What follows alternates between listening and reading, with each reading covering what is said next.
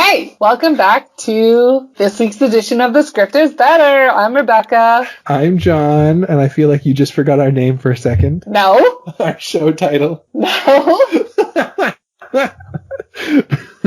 Is that a no, but yes? Or is that like an emphatic no? Okay. Fair enough. So what are we doing, Beck? This week we are talking about Amelie, which we have just read the screenplay for on The Script is Better. The Script is Better. We'll see if the script is better. Right.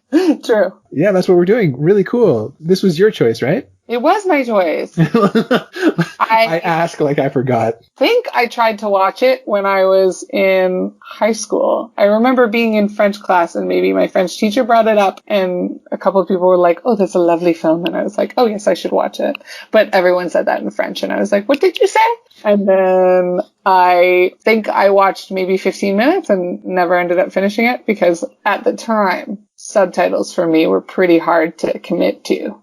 Didn't like things that felt like work. I didn't like a movie to feel like work. I'm older now. I have just watched or read Seven Samurai twice now, and I feel like subtitles are my best friend. Yeah, that's fair. I actually thought that there was a good translation for this, like translation in the film. I thought that the English language version of this film was supposed to be good, but I think I'm just making that up. I didn't do any research into that. I thought like it might have been like the original actors doing it in English. I don't know. That's entirely possible. I hope so. Maybe I just had it on sous-titres instead of... Yeah, see, that one sounded better than my outro from last week. True. So let's dive in. How did you feel about this script in general? In general, I liked it, Beck. It reminds me of like a Tim Burton-esque film or a Pushing Daisies episode. Okay, yes. Yeah, Pushing Daisies especially, because it just has that aesthetic. It has that bright colors and this vibrant world that this girl lives in, especially seeing how a lot of it is her imagination. Absolutely. How much of it do you think is her imagination? Do you think that all of the characters that we read are real, apart from maybe the basement dweller? Yes. I don't think it goes to the point where she's making up an entire world. I think they're very clear about what's her imagination, what is not, when she's like addressing that basement dweller, or when it says she literally melts. Right. Things like that. Those are all her imagination. But the main people, the people in the cafe, the people in her life, those are all real. Okay. I had a few notes throughout the script where I was like, wait. Is she in a mental hospital and everyone is just made up? Maybe not a couple notes, but definitely a few moments where I questioned people's existence. But yeah, towards the end, I was like, okay. I tracked everyone's storyline and it all seemed to check out. Nobody seemed to be imaginary in the end, which I like.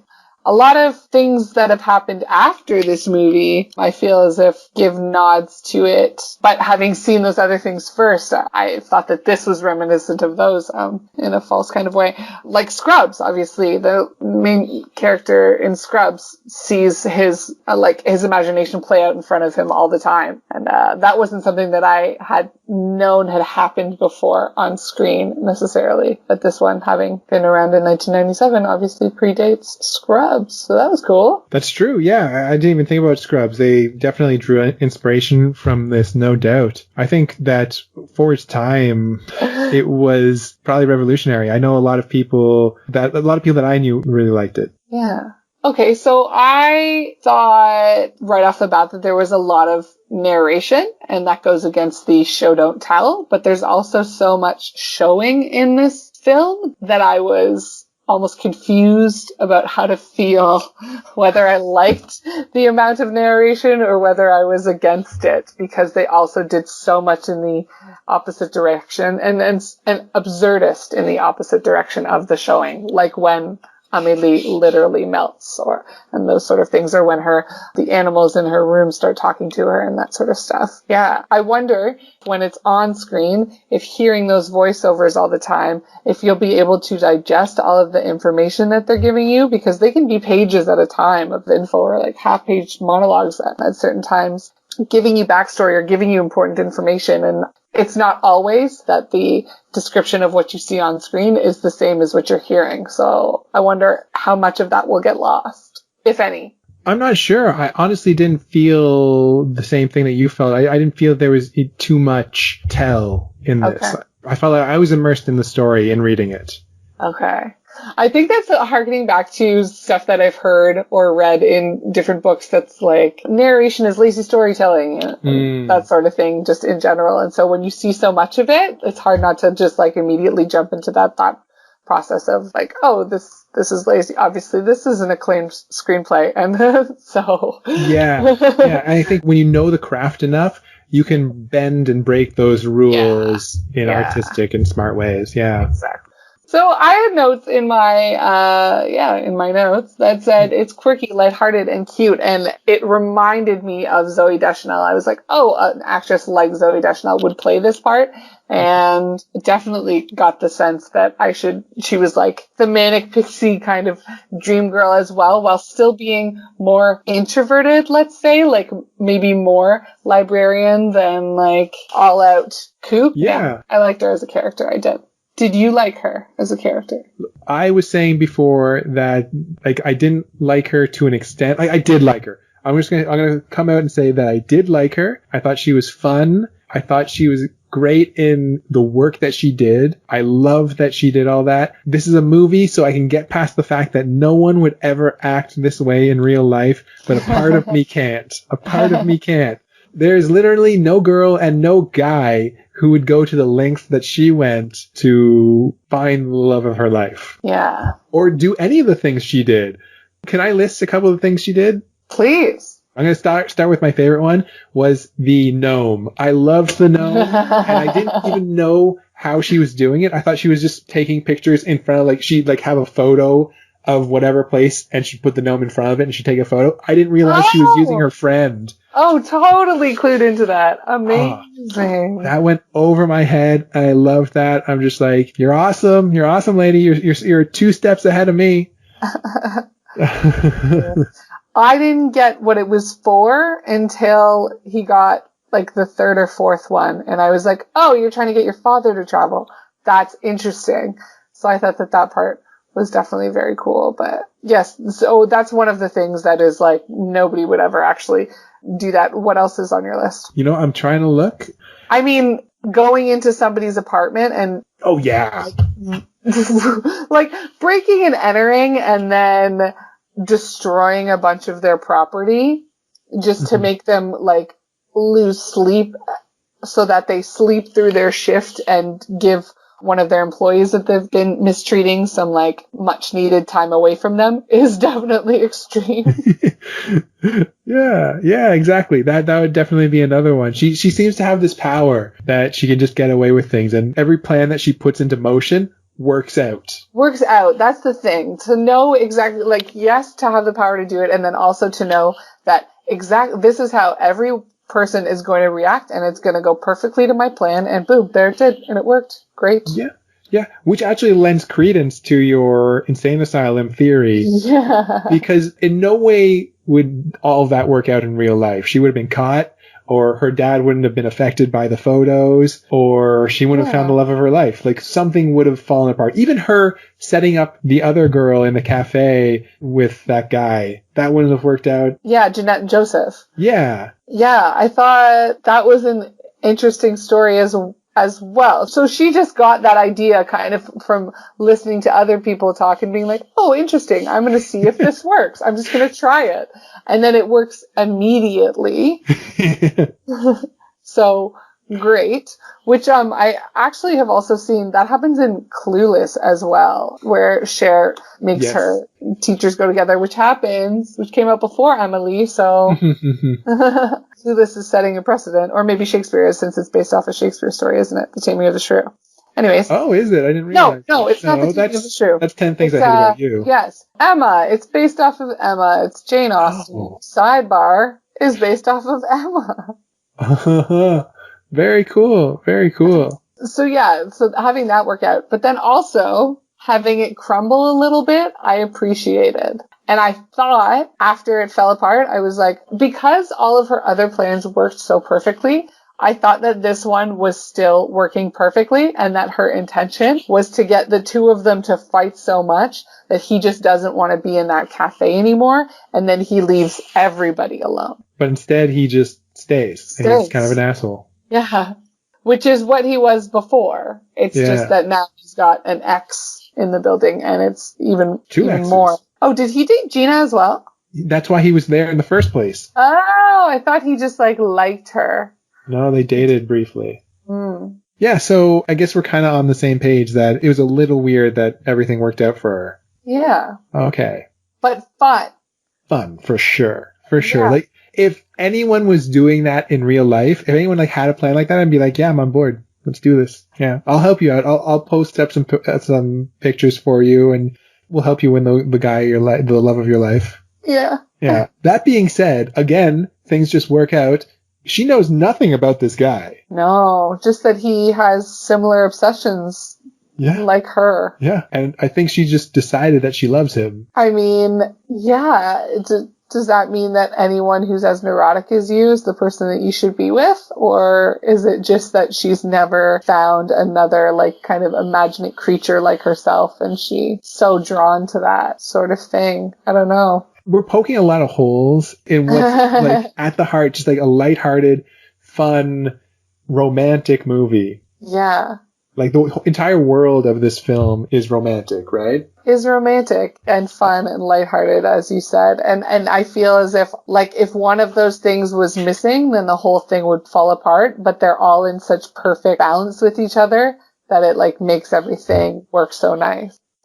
When we first get our introduction to the concierge and she tells that story about her cheating husband, who she's no longer in contact with, I wrote in the notes, what does this add to the story? Is it another kooky character that Amelie has made up, or is it actually someone she meets?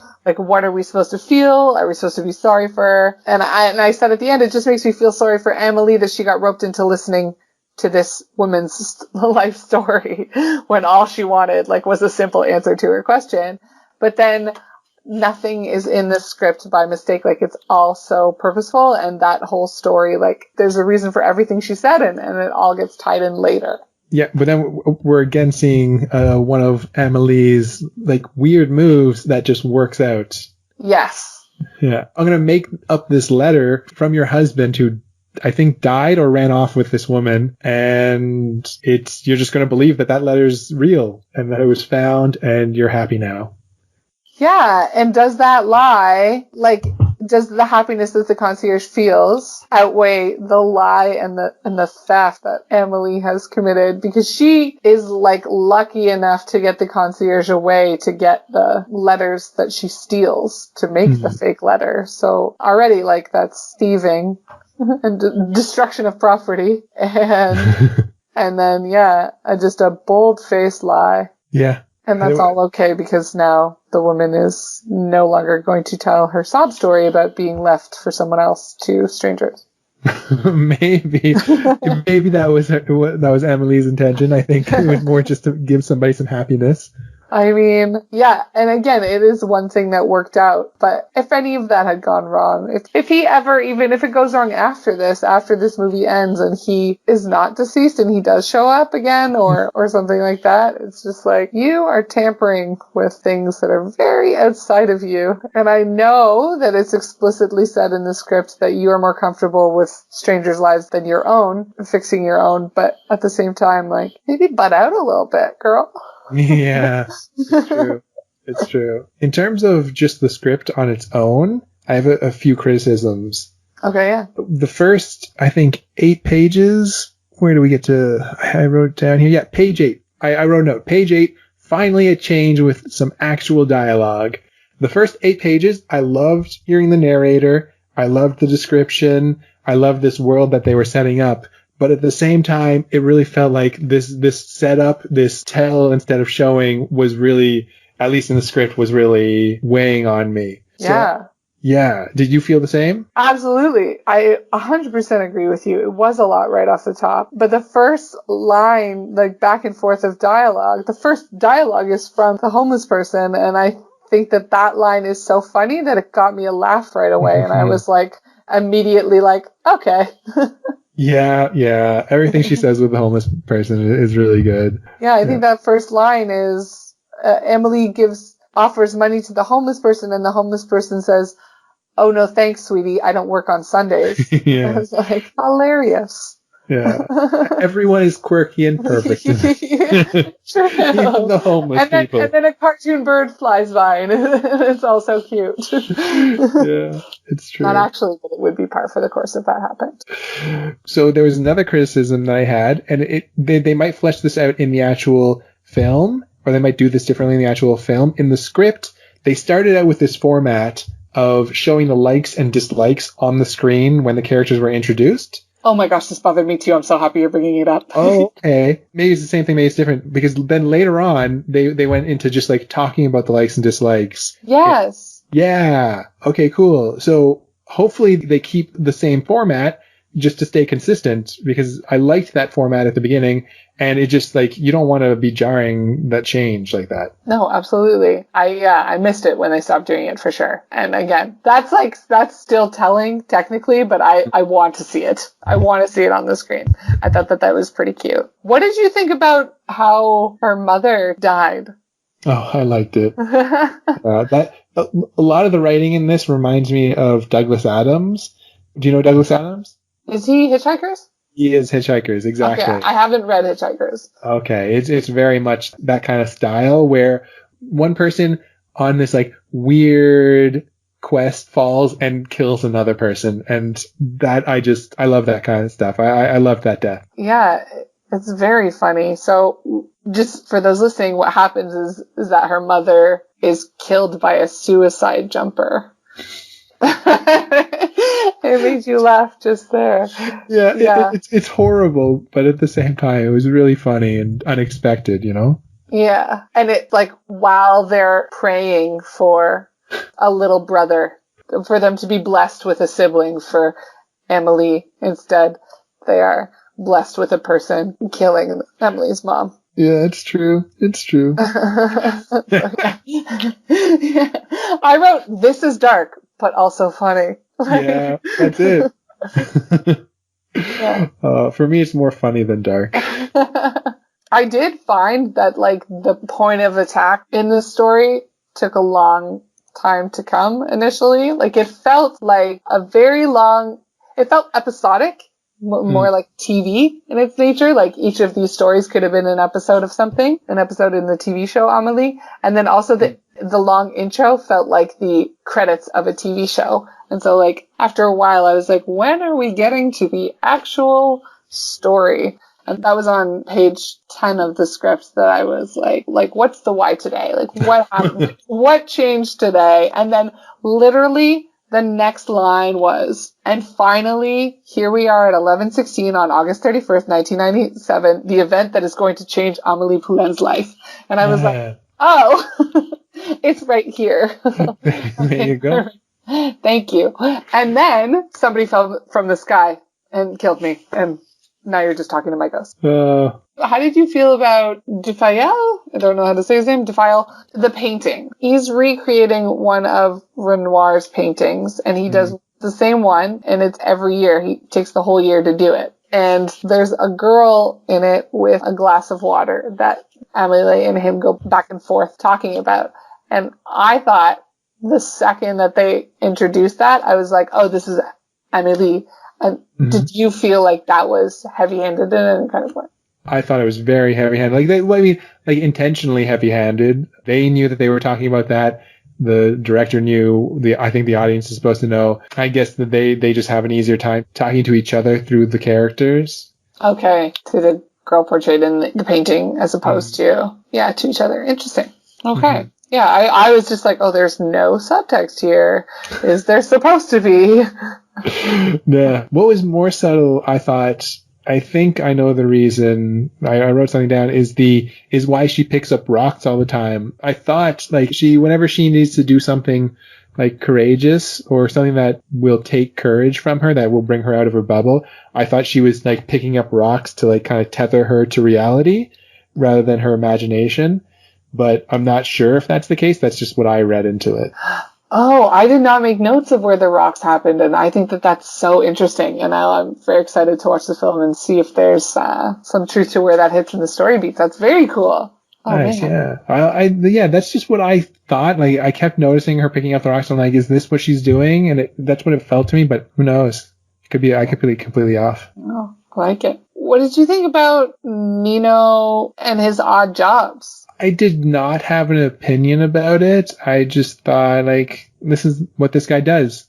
To be honest, he didn't really strike me in any way. Okay. It was like he was just this blank love interest that Amelie had. Okay. What about you? You didn't think that his album of photographs gave him a lot of character? I didn't care that much, I don't think. Okay. I don't know how else I can say it. It's not that I didn't care, it's just that it didn't seem too interesting. Mm-hmm. Yeah, like so many of the other things that Amelie was going through and that she was doing were more fun as mysteries to me than where these photographs were coming from and who this guy was. That's kind of had like I don't know how to say, like a dead note. Like it was just like, okay, now it's back to this story. But it sounded like it had more impact on you. I just thought that gave him a lot of character. I don't know. Just, it's somebody who collects things and tries to find like reasons in mysteries like that. In real life mysteries, I think is pretty interesting. Like, I've not done something similar, but definitely, no, I have done something similar. there's a little personal story. There's a leave a book, take a book downstairs in the building that I live in. And one time I saw this mix CD that said, oh, this is going to be French again. It said, de pour vous. So like 2 for you. And I flipped it over and there was like maybe 7 artists on it and each artist had 2 songs on it. And I was like, oh, this was beautifully put together and there was artwork on the front and it was specifically for someone, but that someone just put it in this leave a book, take a book area because like it was no longer had any value or meaning to them. And I listened to that mix CD over and over, just being like, I want to know who this person is so bad. And there were things, it was such a spectrum. Like, I think there was Beyonce on it, as well as like the girl who sings It's My Party and I'll Cry If I Want To. Whose name I am forgetting right now, but like just like such a range of different songs on it. So I thought that, yeah, the guy that does that is very intriguing to me as well. And then also choosing to work at a strip club as well as at a haunted train car, I thought was pretty interesting too. Like, I want to know what you're about. Like, are you the kind of weird for the sake of being weird? Like, are you a genius that's just nobody understands you and like I'm going to be the one that does and because I see it, or are you just like hella weird and maybe I should stay away? I don't know, but I want to find out. Yeah, I think she needs some kind of hella weird. Yeah, exactly. Oh yeah, I honestly I didn't find him too appealing in any way, too intriguing. But I can definitely see, I hear the appeal in what you're saying, but he just had nothing that I can be like, oh, you're a cool guy. Maybe because he didn't really seem to have a want. He wanted to find that guy. Mm-hmm. He wanted to find out who that ghost person was. But beyond that, he had no aspirations in life. Right. So maybe I just thought, like, maybe I didn't care. Maybe I thought for all they've built up about Amelie, like, she's too good for him. Okay. I thought that he wanted love just as bad as she did, and we saw that in the scene where the night before they're supposed to meet and the 4 photographs start talking to him. And I was like, oh, you have these visions too, and because we've seen them play out in our hero female, we know like a little bit about what you're going through because you have that same experience and you have those same, like, I'm inferring that you have these same kind of feelings towards intimacy and love that our hero female does. So I was like, oh, cutie patootie, talking to your photographs. All nervous. I'm nervous about meeting the girl. Wow. Yeah. That might be the case. That'd be good for him. So, okay. Do you have a favorite scene in the script? Yeah, of course. My favorite scene was actually the beginning. As much as I was saying that I wanted to get into the dialogue at the beginning. I so loved that format of narration and the scenes and just the memories of shows like Pushing Daisies, that I can see that vibrant world, and I loved that scene. Yeah. Oh, awesome.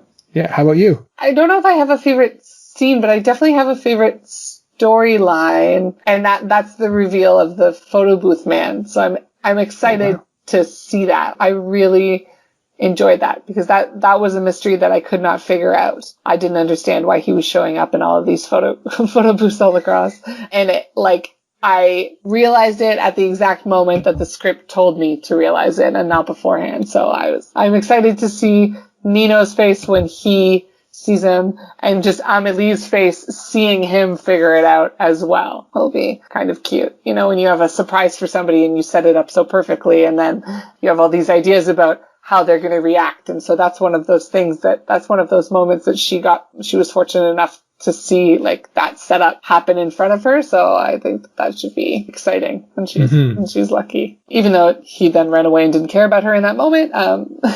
Didn't he? Like she had the time, like she had the moment where she could have come and revealed herself, and then she stopped herself.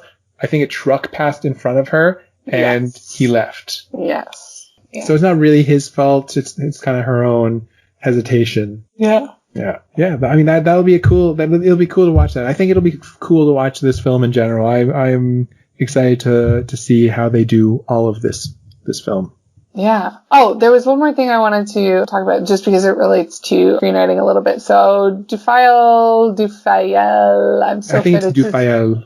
Dufayel. So Only Ever Painting, that Renoir painting over and over, reminded me of something that Aaron Sorkin said that at the time I thought was a little cheese, but now I'm like, maybe I'll try this. He said in his masterclass that you should retype good screenplays so that you could feel how a good script is written. And as if by copying their work, your work will get better. And I wonder if that's what this character was doing as well. Trying to mimic a great artist in hopes that like learning how those brushstrokes feel in his paintbrush in his hand will then influence his own paintings. Yeah. As well as his own abilities. I don't know if there's method or it's it's either something really profound or something he just pulled out of his ass. Yeah. Absolutely. I feel like he's probably never actually done that himself, and he's just like, this will probably help people. I'm definitely not going to retype one of his scripts because they're very long, so maybe I'll just start with an easy one like Seven Samurai and go from there. Yeah, no, you want to keep it simple, for sure. And the next week, all you're doing is medium, long, short shots. It's all just camera directions in all of my work moving forward. No one can even read your stuff. Literally critically acclaimed masterpiece, still not my favorite. No. But this script was great. So I'm excited to go and watch the film now. Nice. Cool. I will talk to you next week, but you guys will hear this in a couple seconds. Okay. See you soon. Bye. Okay, Beck, here's week 3 mid-episode question. Beck, you are a lover of Christmas and all things Christmas, including Christmas movies. I love it. I would watch them all year round if it didn't piss other people off. Come on, you would get a little bored of them. Okay. Nope. Fair enough. What are some quintessential Christmas movies, in your opinion? Are you watching around the holiday season or midsummer? Okay, so I knew that this question was coming, and I did give it some thought, and then I kind of started panicking because I was like, this is too hard. This is too hard because I could go the route of like, these are the movies that obviously you should watch, but then I also want to say these are movies that maybe not everyone has watched that you definitely need to watch. I think so. That's my favorite route. Okay. Do you have like a top 5 that you could give? Oh, okay, that's too much. Okay, just whatever you think. No pressure. Okay. Just shake it off. So, yeah.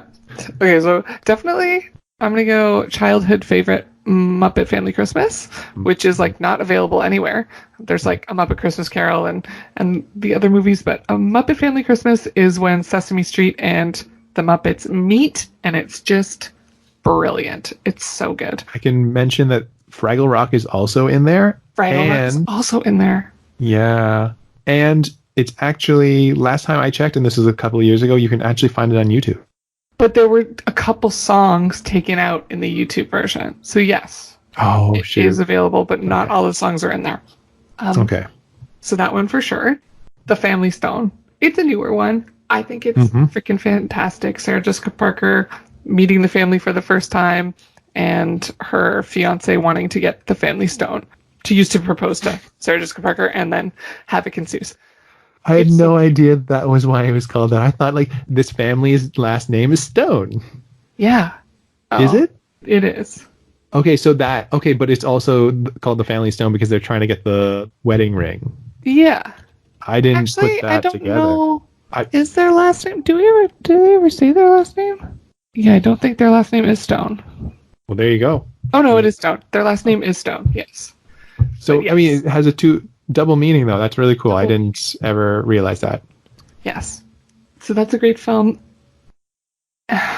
Obviously, National Lampoon's Christmas Vacation. I know a lot of people haven't seen it. Really? A lot of people haven't seen it. It's phenomenal. I think it's Chevy Chase at his best. Like, he's brilliant. And I don't particularly like the other the other National Lampoon movies, but this one is just so good. Everyone is so brilliant. Like, everybody in that film is perfect. Yeah. Juliette Lewis, hilarious. I just loved it. I don't know if I could pick two more, because, like, sure, the Home Alones are great. You know, Charlie Brown Christmas, that's great too. Ooh, actually, Garfield Christmas. A Garfield Christmas is so heartwarming and so cute, and also has that pessimism that you love to Garfield. And then just in general, cats are amazing. So that one. And then another new one I freaking love, Just Friends. I love it. Right. I mean, semi-new, 2003, I think. Yeah. I think it's hilarious. It's Ryan Reynolds. So good. Yeah. And Anna Faris. Yeah. And Amy Stewart, I think is her name. So funny. Although some of the things in it are now problematic. Oh, and okay, it's 6. Love Actually. But that's also like an obvious one. Sure. Yeah. But Love Actually, I've seen more than any of them, and I've like dissected it scene by scene. I have like I wrote out like, this scene is this many seconds long and this is what happens in it. Like, wow. I love that movie. I have a copy of the screenplay, like in hard copy. I just love it so much. Nice. Yeah, so those 6. Strong 6 picks. Awesome. So if you're looking to watch any Christmas movies, those are the ones you should go with. Yeah. Nice. Let's get back to Amelie. So Beck, welcome back. Thank you. Yes, we are doing the second part of Amelie. We've read the script and now we've watched the film. And here we are. We're going to talk about the film. We're going to compare the two. So first, how'd you enjoy Amelie? I loved Amelie. I thought it was so cute and whimsical and a dream, but at the same time, my life on screen. Like just how your imagination runs away, or at least my imagination runs away with me, and I picture all of these things and I want them to go one way, and when that way changes a little bit, I'm like a little bit like, oh no, I can't handle this change, and so I make a change to try and like control the situation a little bit. I'm getting off track, but I thought it was beautiful. I loved it. Wow, yeah. Okay, it was definitely a beautiful film. I think I came in a little more lukewarm than you did by the end of it because I had so many expectations. I had a vision. Okay, this is my problem with these scripts to movies that we've done so far. I keep getting these visions of my perfect version of this film, and they never are the exact same way that I want them, and I always get disappointed. Oh, no. Yeah. Yeah. So do you think that that's going to be a pattern that continues for you? That just always the script, or more importantly, more specifically rather, the version in your head is just always going to be better than what these filmmakers, award-winning filmmakers, can do? It's possible. Seven Samurai was not that way. But, okay. And I don't think, I won't spoil what movie we're doing for next week, but having read the script for the next one, I don't think that it's going to be the case for that one. I think it's going to be pretty 1-to-1 for the next one, not to get ahead of ourselves. Right. So stay tuned for next week when we see if the pattern breaks or not. Yeah. So what particular did you like about the film? I love the actress that they cast, Audrey. I thought she was the epitome of cute. And I know last week that I had mentioned Manic Pixie Dream Girl, and there was a little bit of talk of that in the script. There's kind of a cuteness being sold to us, and I was a little on board with it, and I feel as if maybe you weren't 100% on board with it, but I was totally on board with this actress. I was like, yes, you're adorable. I love you.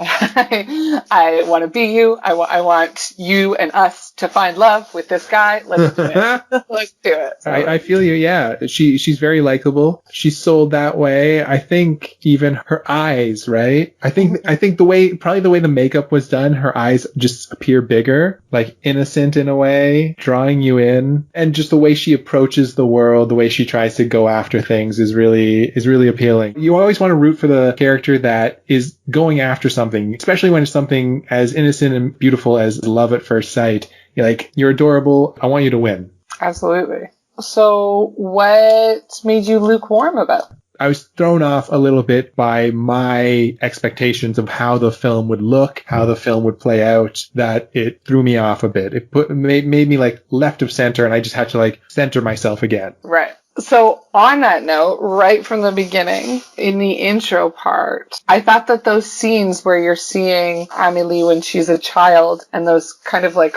odd clips that didn't really have much to do with the film, they were just showing you what she was like when she was younger, I thought that they were filmed dark and kind of like in an more artistic way, and I thought that gave like this romantic comedy a darker note right off the top, and I was like, this seems like the intro to a thriller. Like, I was thrown by that intro and didn't think it was setting up what I was about to see in the best way. I completely agree. I'm glad you made that note, because my first note in my file is the opening credits remind me of a horror film. Yes. Yeah.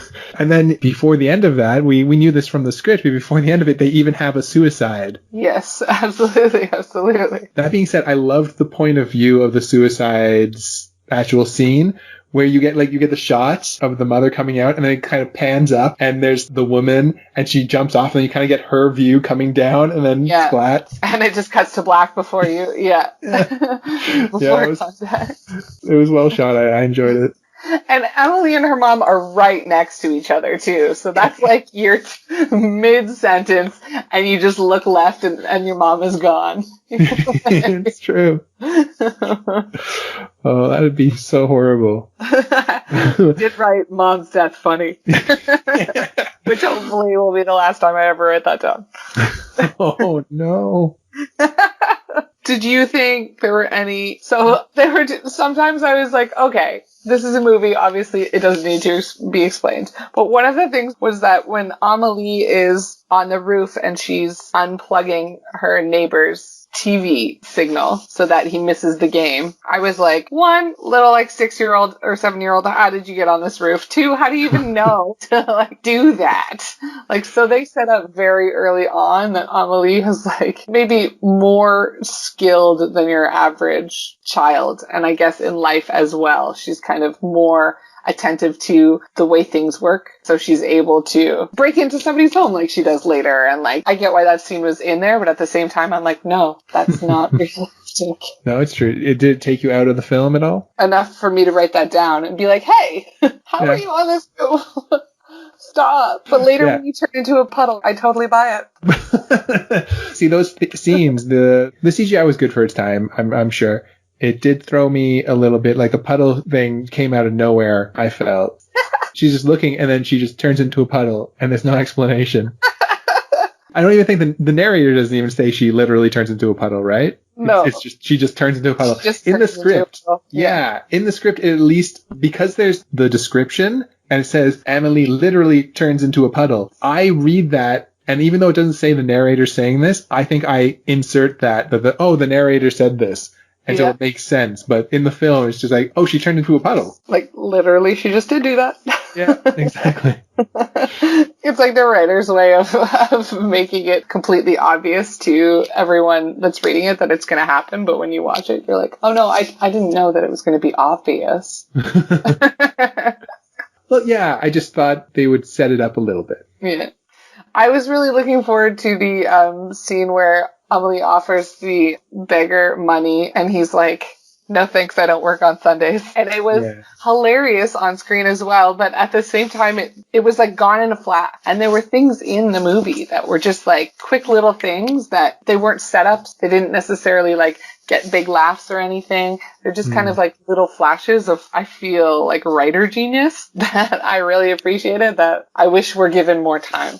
Okay, that's fair. I enjoyed that scene more in the script as well. Okay. I, in fact, thought it wasn't adorable in the film. I thought it was like a clever line, but it didn't have any context. Yeah. Like, you definitely see that and you're like, okay, I know that guy's homeless and he's joking about that. Or maybe we just know that because we read the script. It's pretty obvious he's a guy sitting on a train platform with a dog that pretty much says homeless, but at the same time, it just goes by so quickly that you could be like, was that just some random guy? And yeah, weird. There's another scene where, did you take note of when she helps the blind person across the street? Yes. Well, I just remember being like, oh my gosh, if I was that blind person, I'd be like, stop, like it would be. Like, exactly. She was just like pushing him.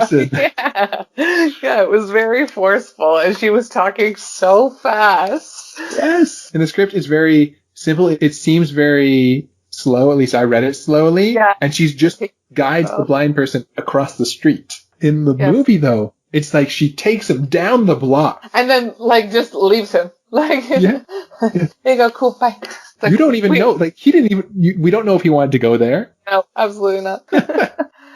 So, tying in a little bit of this, like, fast-paced movement, I also found that the subway scenes, when Amélie was scratching off the bretadeaux that were not the one that she was looking for, were filmed in a very, like, weird kind of way that I felt was more like a Prodigy music video, or, like, it should be in Train Spotting. Like, it was so fast and choppy, and I was like, what is this? It was another time where I was taken out a little bit, like the beginning, where I thought I was watching a different kind of movie, not this like whimsical romantic comedy. Like, I wrote down, what did it add to the film? Because I wasn't sure why that choice was made, and I didn't feel like it added anything except for like, we don't want to have her sitting on the subway again, so we're just going to do that, but speed it up by like 100. So you just see like quick flashes. There are other ways to show somebody moving a distance than filming the entire thing and speeding it up. Yeah, that's fair. I didn't notice that myself, but I could definitely see where you're coming from. So you made a note in the script about the stones. How did you feel about the stones in the movie? I don't think that they're ever sufficiently explained. You do see her skipping stones, and she talks about skipping stones, which I don't remember necessarily in the script. Right. Maybe it was there and I just didn't note it, but I don't know why she picks up the stones the times that she does. I feel like there's supposed to be meaning behind that, and I'm just not getting it. Right. I wrote down 2 of them. She picks one up before getting the name Bretadeaux, and then she also gets one outside of her dad's place before she steals the gnome. And see, both of those times feel like she's about to do something more daring, like she's going to go talk to this couple that she doesn't know so that she can pursue this quest, and she's going to steal this gnome from her father. Yeah. That's why I thought it was like a connection to reality in some way, but I'm just not sure. Yeah. Can you call, or could you in the 90s, or 2001 when this was made, call a payphone? Did payphones have phone numbers that you could just call? That was definitely a thing. I only know about it from movies, but it was definitely a thing, yeah. Was it only definitely a thing in movies, though? Maybe. Because I know there's that movie phone booth where it happens, where Colin Farrell is like stuck in a phone booth for the entire movie. Because good movie. He gets called. Yeah. And I feel like maybe it happens in Die Hard with a Vengeance as well. I feel like I can see Bruce Willis on a payphone, but maybe not. That's the ending shot of the film. He calls his ex-wife. Oh, okay. So nobody calls him. Maybe. I don't know if it happens earlier, but he definitely calls his ex-wife at the end of the film. Samuel L. Jackson's like, call your ex-wife. Yeah, right. That's the exact line. No, I don't know. Before you were talking about things that didn't quite fit, something that I felt that didn't fit in the film or in the script was the asshole boyfriend. I just didn't understand the point of him being there. He just was an asshole. Right. What was his name again? Dufile? Is that who we were talking about? No, that is the grocer. Right. No, that is the painter. I would agree with you, though. I very much didn't like him, and I wanted his story to end in a way where he was, like, booted from the cafe. Yeah, there's no resolution to it, really. He's just an asshole, and he continues to be an asshole. Yeah. But maybe in a film where everything else goes right, they needed one thing to not go right, to ground it in some reality. What are they trying to say, then, with the film? That you could turn into a puddle if you put your mind to it. That not every guy is going to leave you alone when you want them to. Okay? Okay, fair enough. You've summarized the theme of that film perfectly. I think so. I think so. How did you like the characters in general in the film? The people who played these characters, how they brought them to life? I enjoyed everyone, and the one that surprised me the most was Lucien. Like, in the script, I read him much differently than what I saw on screen. He was very charming on screen as well, and I was happy to see that that's the route that they went, because I could have seen it easily going, like, feeling more sorry for this person, like, almost pity, but I feel like he does have a strength. And seeing him come into that strength was, like, very nice. Yeah, definitely. I really sympathized with Lucien. I thought he was a great character. I mean, you know, in a way, just like a hardworking person who gets, from time to time, gets shit on. Yeah. So there was a line that jumped out at me that I was like, oh, this is interesting for its time. I don't remember exactly which two characters it was, but they were talking about Lady Di.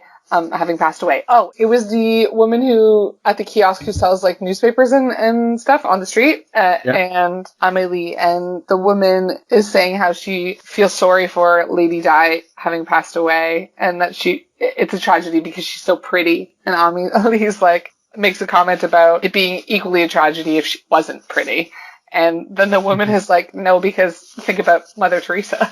I was like, wow, interesting. You're saying you weren't sad about Mother Teresa's passing because she's not as beautiful as Lady Di, and I thought that is a sentiment that is very much flawed. Everyone will agree with that, and it's interesting in a movie to point out that, because I think it also connects to the idea of celebrity as well. You know, like, a celebrity death is going to be so much more tragic and, like, sad, it seems, and has so much more weight than a non-celebrity. And so I think that there's that idea in there as well, where that to talk about that idea in a movie is interesting, because it's almost being aware of yourself in a sort of way. And I liked that was in there. Obviously, I don't agree with the kiosk woman, but I love that they talked about that a little bit. Yeah, a little meta. Yeah, that's the word. Yeah, that's a smart way of looking at it. Yeah, I remember seeing that in the script as well. So it was well written, well planned, and a good thought to explore for sure. There was another scene I bumped against, just for a little bit of a, I don't know. It was when Amelie's father shows Amelie the photos of the gnome traveling the world for the first time. Sure. And she's just so lackadaisical about it. I was like, wouldn't that tip her father? Because if she had no idea how this was happening, I think she would have the same sort of reaction that he was having. And you would also play that up more so. Even if you were on the joke, you would be like, that's crazy. I don't get it. But she was just like, meh. I'd be like, you have something to do with this. I'd agree with you, except earlier in the film, we're shown that her father doesn't listen to her. He just focuses on himself. Like she starts talking about how, like, she had an abortion, she's doing all these other things, and he's just like, good. True. So it doesn't really matter what response she has. He would have just thought his own thoughts anyways. Yeah, he was so focused on this mystery that I don't even think he was noticing her. Yeah. Yeah. What I bumped up against was, and this is just a small bump, but at the same time, when she goes on the ride, she's looking for this guy. She's looking for Nino. She's on this ride, and Nino fully, like I think his face is right beside hers for an extended period of time. It's long. It's a very long time. Does he brush her face at one point too? Yeah, he does. I'm sure that you don't know this woman at this point. Yeah. You don't recognize her. So I'm just assuming that you're going and groping every person who rides this ride. Yeah. And this is just weird, buddy. This is weird. I know she loves you, and so she's okay with this, but this is weird. Yeah. It was weird. Definitely not something. I think the first rule of like haunted houses and that sort of stuff is don't touch people. Yeah. Like you can get as close as you want, but do not touch them. And he just goes right in there. He's on her ride too. It's like he climbs onto her moving ride and stays with her. And instead of her like chair just passing by him. Yeah, he touches her and whispers in her ear. Obviously, if that ride was very, very popular, he wouldn't be able to do that with each and every customer because there's only one of him. So I wonder if there was some just visual attraction to this girl. Maybe, but don't touch random strangers. Yeah. Mask or no. Yeah. And this is not a forged time that maybe was all right. This is at no point is this all right. Yeah. If this was like the 1800s and you're getting randomly groped on rides, people would have complaints. Yeah, absolutely. Yeah. I keep saying groped. To be fair, it was a brushing of the face. He's not grabbing anything, but I just wrote the skeleton ride was so sexual. I said it when we talked about the script that I really loved the scene where Nino's photos, the photos next to Nino were talking to him, and on screen, I loved it even more. I thought that the actor that was the guy in the photographs was phenomenal, and having all four of them like talk to him at the same time, I thought it was so cute, and it was so nice to see Nino have those same sort of visions that Amelie had, and it was everything I wanted and more, and I loved it.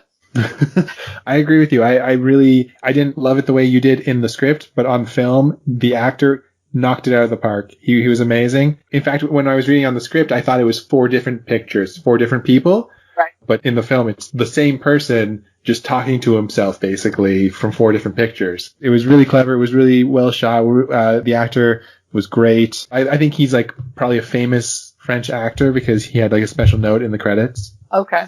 Yeah. We talked about this earlier, but I'm only seeing my note on it now. So Amelie, the blind gentleman, let's say pushes him, rather, down the street towards the subway or towards the metro, and then she goes off into it, and as she's walking away, he like looks up and a white light comes down and just like covers him. And I was like, what is this white light? There was one other time in the film where there's like a big white light that comes. I don't remember where the other one is. But yeah, I was like, are you saying that she like cure you? Can you suddenly see? Like, are you an angel? I think it's more that. Like, no, I think it's the second one. Like the blind man's not an angel, but she is being a guardian angel. She sees herself as a guardian angel. Okay. And then like a lot of reality is more her perception on it, right? Right. Well, okay. What was your absolute favorite scene in the movie? Probably the hypotheticals of why Nino could be late, because I do that all the time. It just rang so true to me. I didn't necessarily think visually it was the most beautiful. I just thought it was the most truthful thing. It was like, yeah, absolutely. and then like, you know, like what if he did this and he helped this person and then that person like was, I don't know, needed something else. And so because he's so giving, he couldn't do it and whatever. And then really it's like, oh, sorry, I fell asleep. And you're like, oh, okay, cool. Yeah. No, that's fair. Those were well done for sure. You get to see him go off, get captured. You get to see him living in the Middle East somewhere. Exactly. Yeah. And they're like, when I experience those moments, they're just as visual as well. I absolutely see it happening. And I'm like, yeah, that's totally what happened. It just makes sense. That's it. And then when you get the text message that says, sorry, I fell asleep. I'm like, man. Are you sure you're not in Africa saving children? Like, are you sure? You could be sleeping there. That's fine. But if you're sleeping at home, like, shit. What was your favorite part of the film? The baby swimming under the water. I was like, that's amazing. The baby swimming under the water? Yeah. When does this happen? It's on one of the videos that she gives to Dufayel. Okay. Yeah. At one point, and they're fully like, kicking and swinging their arms, swimming to their mother. I was just like, wow. I don't know. Like, and they're like, it's not like like you'd expect it would be babies on top of water, but this is babies underwater back. It changes everything. Whole new dynamic. It was really cute and really amazing to see. Awesome. Q factor through the roof. I love it. Yeah. To be fair, my first afterthought was cute as fuck. So I'm on board. Yeah, it was really cute. Yeah. Here's one thing. Can this movie be Bechdel tested? I know it's not a question that we brought up in any of the other ones, but I just thought, since there were so many female characters in this one, for sure. And then halfway through the movie, I was like, I don't think so. How long do they have to have a conversation for it to count? It doesn't have to be long at all. Because I believe her name's Georgette or Georgina. Is she the one who's always sick? Oh, okay, yeah. I can almost guarantee that she has a conversation with someone, a woman, when she's just talking about being sick. Okay. And they don't talk about guys. I wasn't sure because I thought that those conversations were in relation to, it's like, oh, I'd be able to get a man if I wasn't always sick, blah, blah, blah, but then it's my group and it's my this and it's my, like, whatever, you know? I mean, that might be fair. She sells cigarettes to someone at one point, and the woman is asking her for things, and she's talking about herself being sick. Yes, but that woman doesn't have a name. Oh, they have to have names. Both female characters need to have a name. Fair enough. Yeah. So maybe the Lady Di conversation and Mother Teresa would be it. Because definitely Amelie and the woman who's in the kiosk on the street, they're both characters with names. Mm-hmm. So that would be the closest thing. She's Mrs. Kiosk Girl. Is she? Yeah, I guess that could count for sure. I bet it like squeaks by with a pass, but that's a good thing to call out. Yeah. Did you have any, like, letdowns? I mean, the impact of the phone at the end, just the small things that they just couldn't do well in the film. I just don't think it just wasn't set up in the script and in the film. It happens in both of them. Amelie gets a phone call at the end from Dufayel. And again, I read the script and I saw this movie with the assumption that she's a person who's living in fantasy a lot of the time and little things force her into reality. And that's like the picking up of the rocks. And the phone call was an abrupt cutting into her fantasy with reality. And it felt better on the script where the phone had never been seen before. You don't even think like she doesn't have a phone. And then this phone rings and it's like cutting into everything. And this is like the outside. This is reality calling in and she's forced out. And I liked it more in the script. I was disappointed with it in the film. She throws away some pillows. She picks up a phone in the film and she takes the phone call. It just didn't have any impact. That was a long-winded answer. What I love it. I love that. It makes me want to revisit that scene now in both the script and the movie. I just thought there was just the Hippolyto. So when he's walking down the street and he sees the quote of his on the wall, he like looks up, smiles, and keeps walking. It wasn't even like he stopped walking to like appreciate what he saw on the wall. It was just like, oh yeah, I did that. And he just like kept going. I was like, wait, what? Like, why are you not freaking out? If I was walking down the street and I saw something I had written huge on a wall, I would just be like, this is unreal. And I know that at that time, not everyone had cell phones necessarily, but I would find some way to take a photo. Like, I would go to the nearest on the street kiosk, talk to that woman and be like, give me a disposable camera because I'm going to go take 27 photos, maybe 28 if I can turn the little dial once more and squeeze out another photo. And then, yeah, I really loved the roundup of everyone at the end as well, where you kind of saw a quick little glimpse of everyone that Amelie had helped along the way. It did make me think of that quote, which I'm going to paraphrase, that it's like, before you can love someone else, you have to love yourself. I feel like Amelie does so much loving of other people and like not so much of herself, which was like counterintuitive to that quote, but still finds love in the end. So yeah, there was just some sort of like, oh, interesting. But then at the same time, loving out is also one of those big things where they're like, help other people and you will find fulfillment. So I don't know. Yeah, I think it's more that one. Yeah. That seems to be her MO. I mean, on the other hand, we bumped up against the fact that she kind of like just experiments on her coworkers at one point. Yeah. So is that love or just like science? That was definitely just like an experiment for sure. And it seemed that way in the film as much as it did in the script. Yeah. Okay. Did you want to say anything else about the film? No. I really enjoyed it. And I didn't have enough time, but I wanted to watch it again. Like I would just be sitting there and I'd be like, oh shit, I should write something down. I definitely had less notes for this film than for most. Okay, yes. In a good way. Yes, yeah, definitely in a good way. Here, I have one other note I'm going to throw out. I wrote down, I think I understand why Amelie can get away with everything, or has the boldness to do everything. Because we kind of questioned that in the script, where she can just go into people's apartments and she's almost carefree about not getting caught. Yes. Yeah. She herself, what I wrote down is she herself is someone who lives in fantasy, therefore she knows the power fantasy has on people, how they will accept a fantasy that suits them instead of questioning it. The manager of the residence will never question where the letter came from because she's happy with the fantasy that her late husband loved her to the end. So Amelie, uniquely from other people, just knows that fantasy works and that she can do these things and people will just accept them. Mm-hmm. That's very interesting. Yeah, because somebody who wasn't as tapped into their imagination as she is wouldn't necessarily have the blind confidence to just go and do those sort of things. Yeah, they would second guess. They'd be like, "Oh, the manager probably will never even think that this was real." Or there's all these other holes. I know people who poke holes in things before even trying them. So yeah, I definitely know those kind of people. Yeah. Yeah. She's more childlike in that sense. I mean, when you see a child just do something with reckless abandon, you're like, man, I wish I still had that.